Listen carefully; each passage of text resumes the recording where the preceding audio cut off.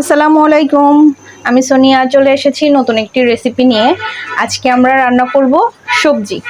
কিভাবে ঝটপট আপনি সবজি রান্না করবেন সেই রেসিপিটা আজকে আমি শিখাবো।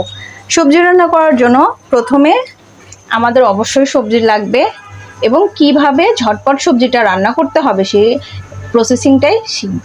চলুন শিখে ফেলি। প্রথমে আমি দিয়ে দিচ্ছি শুকনা মরিচ ফোড়ন, সাথে জিরা এবং একটু কালো জিরা। কালো জিরাটা কিন্তু সকল রোগের মহা ঔষধ, শুধু মৃত্যুর জন্য না।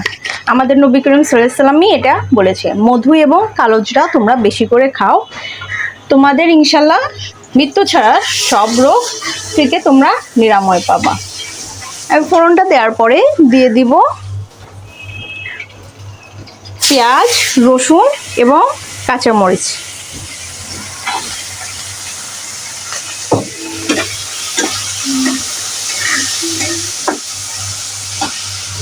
এটা দেওয়ার পরে আমি সবজিগুলো দিয়ে ফেলবো।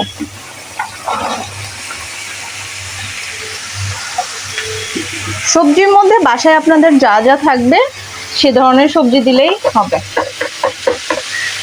আমি এখানে দিয়েছি ঢেঁড়স, আলু, লাউ, পেঁপে আর বরবটি।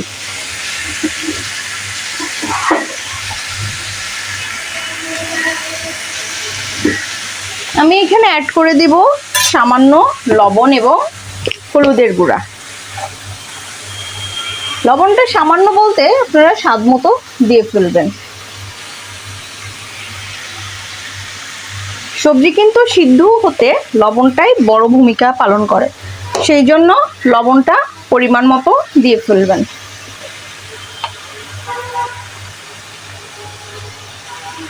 দিয়ে দিচ্ছি হলুদ পাউডারটা পরিমাণ মতো, সাথে একটু আমি ধনের গুঁড়াটাও দিয়ে দিচ্ছি।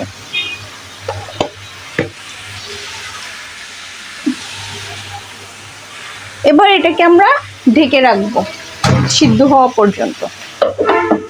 দেখি এখন কি অবস্থা। আমি অফ ক্যামেরাতে অল্প একটু পানি অ্যাড করে দিয়েছিলাম, যেহেতু পেঁপে আছে এর জন্য। তো দেখেন মোটামুটি সিদ্ধ হয়ে গেছে।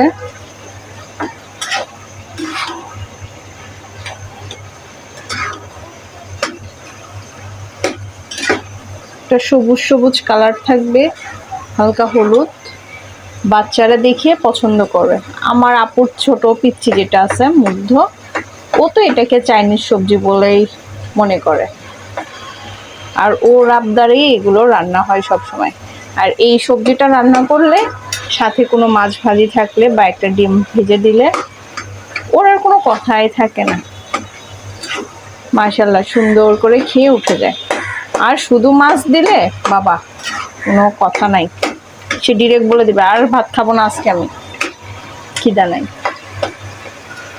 আসলে আমার মনে হয় কি, যার বড় বোন আছে এবং বড় বোনের বাচ্চা আছে, ওই খালারা অর্ধেক মা হয়ে যায় তার বোনের ছেলে পেলের কাছে। যেমনটা আমি যত আবদার যত যা কিছু সব আমার কাছে আমার বোনের দুই বাচ্চার। খালা এটা করো, খালা ওটা করো, খালা এখানে যাব, খালা এটা করেন না কেন, যত আবদার যত অভিযোগও আবার অনেক বেশি থাকে তাদের খালাদের কাছে। সেই জন্যই তো বলে যে যার বড় বোন আছে সে যেমন ভাগ্যবতী, আর যাদের খালা আছে তারা অনেক ভাগ্যবান এবং ভাগ্যবতী।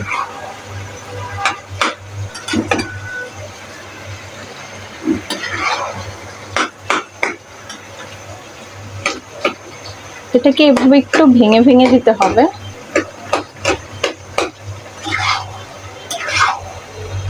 ঝোল থাকবে না, পুরো মাখো মাখো বা শুকনা শুকনা একটা ভাজির মতো হয়ে যাবে।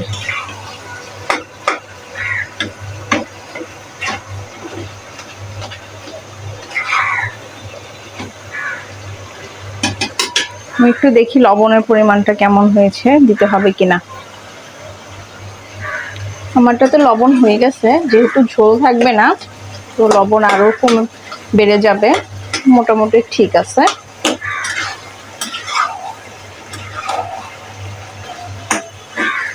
আমি তরকারিটা একটু ঝোল ঝোল করেছিলাম, দেখিয়েছিলাম, সেই জন্য এটা এভাবে করেছি।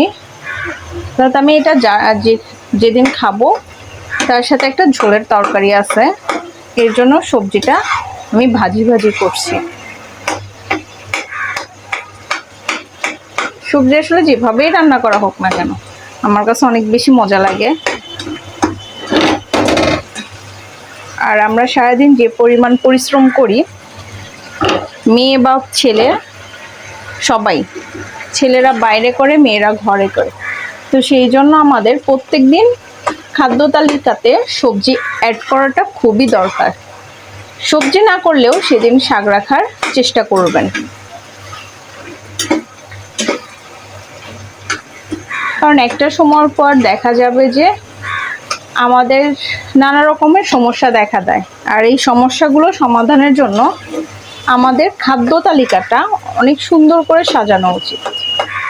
হ্যাঁ, ইয়ামি খাবারগুলো বেশি পছন্দ, ফাস্টফুড টাইপসের বা মাখো মাখো স্পাইসি খাবারগুলো, এগুলো সবারই পছন্দ হয়, কিন্তু মাঝে মাঝে ওইগুলো খাওয়া উচিত। আর রেগুলার খাদ্য তালিকায় সবজি, শাক, ঝোল জাতীয় খাবার, আমিষ জাতীয় খাবার অবশ্যই রাখা উচিত।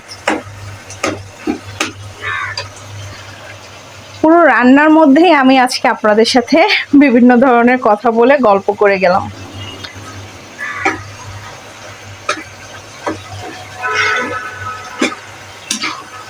ওকে, এটার ফাইনাল লুকটা আমরা একটু পরে দেখব। চলুন একটু ব্রেক নিই। এবার নামানোর আগে আমি ধনেপাতা অ্যাড করে দেব। ধনেপাতাটা বেশি থাকলে বেশি পরিমাণে দিবেন, বাসাতে আজকে নাই, এর জন্য আমি অল্প পরিমাণ দিয়ে দিচ্ছি।